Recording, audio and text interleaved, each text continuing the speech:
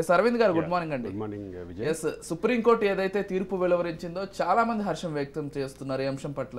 మొత్తంగా ఈ కేసుకు సంబంధించి దీని వెనక అసలు ఏం జరిగింది అనేది ఒకసారి. అంటే సుప్రీంకోర్టు వ్యాఖ్యలు చాలా క్లియర్గా ఉన్నాయి. రాజ్యాంగ మౌలిక సూత్రాలు ఏవైతే ఉన్నాయో రాజ్యాంగ మౌలిక సూత్రాలకి అదే సందర్భంలో బ్రిటిష్ ఇండియాలో చేసుకున్నటువంటి ఇన్కమ్ ట్యాక్స్ యాక్ట్ ఆదాయ పన్ను చట్టానికి ఈ రెండింటికి విరుద్ధంగా ఈ రెండు సూత్రాలకి విరుద్ధంగా ఉంది.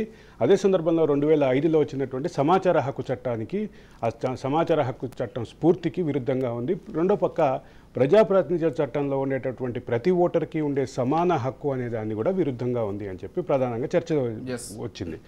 అయితే సుప్రీంకోర్టు ఈ సందర్భంగా ఒక వ్యాఖ్య చేసింది, క్విడ్ ప్రోకోకి అవకాశం ఉంది అది. అసలు క్విడ్ ప్రోకో ఒక పక్కన పెడితే క్విడ్ ప్రోకో కాకుండా రాజకీయ పార్టీ అధికారంలో ఉన్న రాజకీయ పార్టీలు కార్పొరేట్ సంస్థల్ని వ్యక్తులని బెదిరించి కూడా వసూలు చేసినటువంటి దాఖలా కొన్ని ఉన్నాయి. దానికి సంబంధించి మన దగ్గరికి ఒక సమాచారం కూడా వచ్చింది.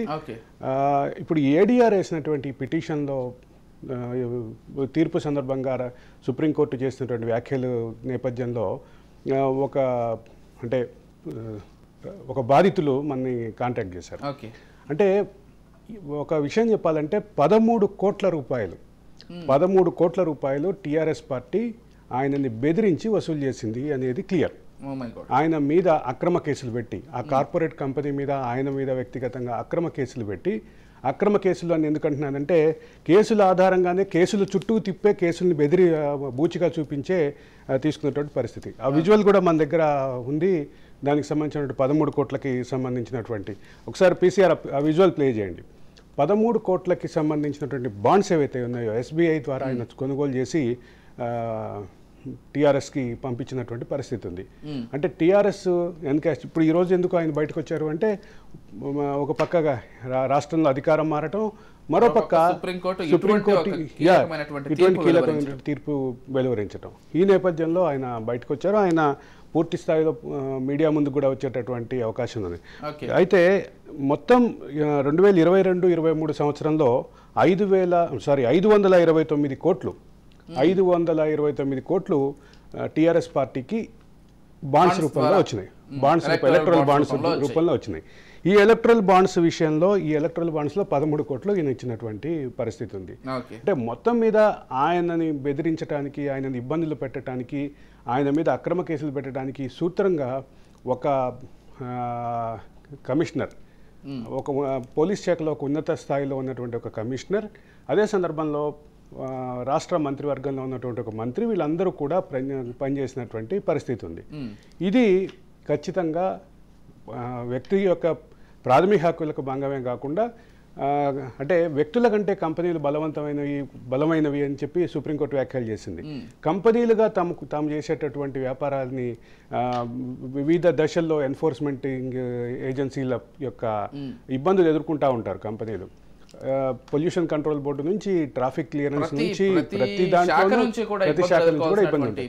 వీటన్నిటి నేపథ్యంలో ప్రభుత్వం ఇంటిగ్రేట్ చేసి వీటన్నిటిని కలిపి ఒక టీం లాగా ఫామ్ చేసి అప్పటి కమిషనర్ ఆధ్వర్యంలో జరిగినటువంటి ఆపరేషన్ ఏదైతే ఉందో ఆ ఆపరేషన్ ఆయన ఇబ్బంది పెట్టిన పరిస్థితి ఉంది. ఇబ్బంది పెట్టిన క్రమంలో ఆయన 13 కోట్లు బాండ్స్ తీసుకున్నారు. ఆ 13 కోట్ల బాండ్స్కి సంబంధించినటువంటి ఇప్పుడు మనం ప్లే చేస్తున్నటువంటి విజువల్స్ క్లియర్గా ఉంది, చూస్తున్నాము. ఆ 13 కోట్ల బాండ్స్ ఏవైతే ఉన్నాయో అవి పూర్తిగా టీఆర్ఎస్ ఖాతాకు వెళ్ళినటువంటి పరిస్థితి ఉంది. ఇది సుప్రీంకోర్టు ఇచ్చినటువంటి తీర్పులో పూర్తిగా బహిర్గతం చేసి వెబ్సైట్లో పెట్టాలని కూడా ఎలక్షన్ కమిషన్ వెబ్సైట్లో పెట్టాలి అని చెప్పి సుప్రీంకోర్టు ఆదేశాలు ఉన్నాయి. నిజంగా ఆదేశాలు కనుక వస్తే ఇప్పుడు ఈ రకమైనటువంటి బాధితులు ఎంతమంది బయటకు వస్తారు? కేవలం ఒక బాధితుడు దగ్గరే 13 కోట్లు అన్నట్లుగా 500 కోట్లకు పైగా 529 కోట్లు ఇలాంటి బాధితులు ఎంతమంది ఉన్నారు? దీని వెనక ఎవరి కళ్ళల్లో ఆనందం చూడటం కోసం ఈ పని అంతా ఎవరు చేశారు? ఎవరి కళ్ళల్లో ఆనందం చూడటం కోసం అక్రమ కేసులు పెట్టారు? ఇవన్నీ బయటకు వస్తాయి. బయటికి రావాలి అంటే రేవంత్ రెడ్డి ప్రభుత్వం కాంగ్రెస్ ప్రభుత్వం చాలా ఫర్మ్గా ఉండాలి ఈ విషయంలో. అధికారంలో ఉన్నటువంటి పార్టీకి ఇంత భారీగా నగదు రావటం, ఎలక్ట్రల్ బాండ్స్ రావటం, ఎలక్ట్రల్ బాండ్స్కి సంబంధించినటువంటి ఆచరణ ఈ రకంగా ఉండటం, ఇదొక కేస్ స్టడీగా తీసుకొని ఆలోచిస్తే 13 కోట్లకి సంబంధించినటువంటి వేధింపులే ఇంత ఇబ్బందికరంగా ఉంటే ఇంతకు ఇంకా మిగతా ఈ 529 కోట్ల మిగతా వాటి పరిస్థితి ఏంటనేది చూడాలి. Yes. ఇక్కడే కాదు, ఎక్కడైనా అధికారంలో ఉన్న పార్టీకి ఎలక్టరల్ బాండ్స్ ఎక్కువ ఎందుకు వస్తాయి అనేటువంటి చర్చ ఒకటి బాగా విస్తృతంగా ఇక్కడ జరగాల్సిన ఇక్కడ